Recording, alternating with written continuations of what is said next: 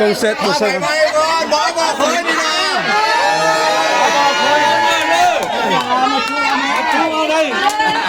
เข็มหมอเช้ากับบานูเข็มหมอเช้ากับบานู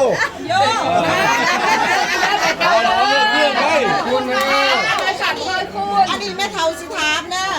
ว่าเดี๋ยวนี้พวกพี่พวกน้องมานี่มาแบบไดเนาะ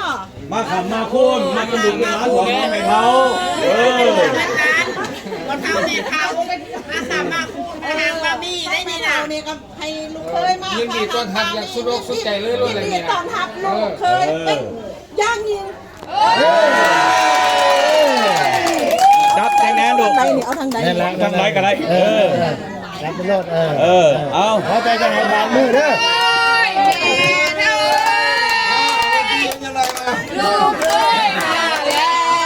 ขึ้นไม่ได้ผ้าขาวผ้าหนังขึ้นก้อนผ้าขาวผ้าหนังขึ้นก้อนข้างหน้าหลับแน่รับใจรับไปข้างอิงมาอันอะไร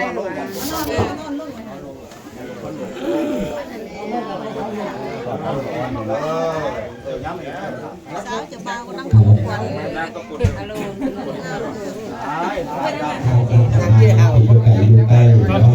ให้คืนก็คือจะงานเรา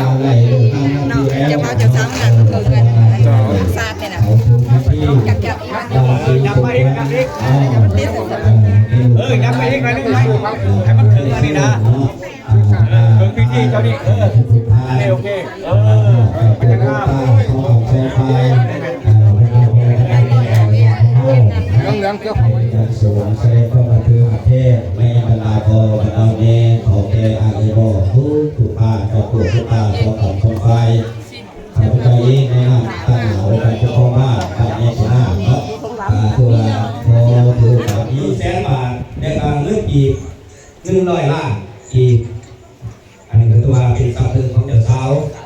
ทรัพย์ชิ้นแบบนี้เพราะทรัพย์ชิ้นที่พ่อแม่มอบให้เนาะนี่เนาะอันนี้ตัวทรัพย์ชิ้นที่พ่อแม่มอบให้ไปยิ่งเนาะมีรถจักรดิ1 คันเนาะมีว่า10 โตอันนี้ตัวเป็นทรัพย์สินของนางเราสวรรค์เนาะที่พ่อแม่มอบให้เนาะพอบัญญัติของคนบันทึกมีดังนี้1 ภายหลังที่ได้ขอหรือแต่งงานอยู่ร่วมกันแล้ว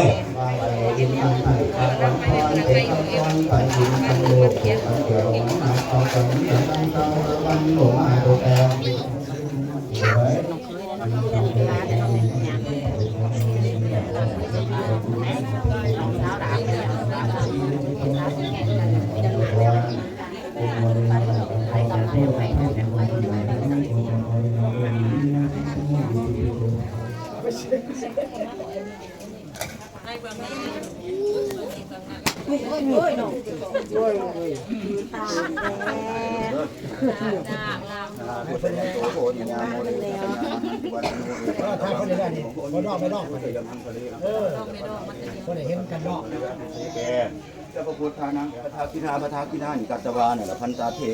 ปาทานีนี่นี่คนนี้คนเด้อคนเด้อลูกพี่กี้แขนหน่อย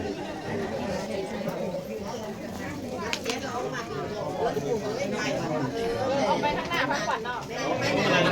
โอ้ยคนนี้คนเอาเป็นทางไปมันแล้วไปไปใช่เดี๋ยววันไหนก็เดี๋ยวร้านเสร็จนี่ซ้อมกันแล้วให้หมดเนาะ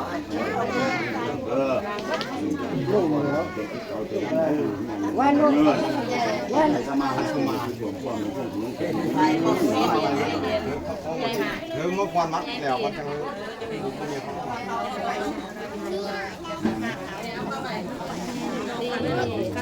ตรงนี้วันแต่งรอในวันที่13 เดือน 3 2026ตกกับวันศุกร์เนี่ย10 เดือน 4 2026การปีคอประเพณี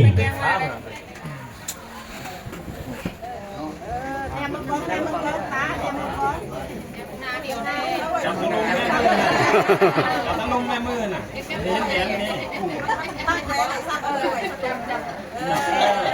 นี่แม่คนกลาง จากพลุงคนลงมือ นี่แม่ถามแล้วไปยิงไปผัวกัน นก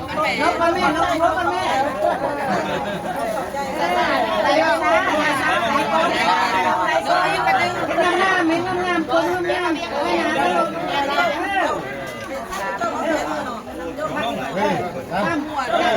ขึ้นมาแม่ไม่ลงเลยขึ้นมานึ่งปุ๊บปุ๊บ ไปละ ใส่ได้น้ำตาบ้าง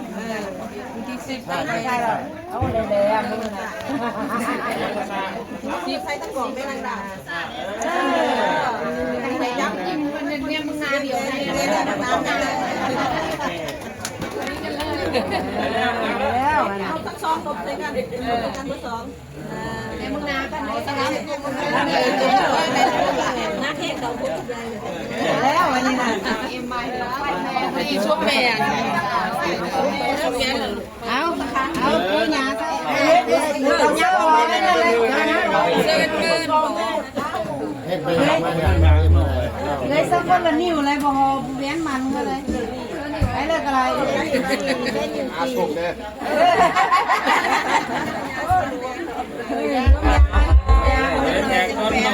เอาขึ้นแล้วมัดไปเลยซูน่ะมัดเลยไอ้มาทางนี้เจ้าหนามาทางนี้เอาแก้วมาให้ก่อนแล้วจะรับมัดไม่ชอบเลยมัดประซ้ำเลยมัด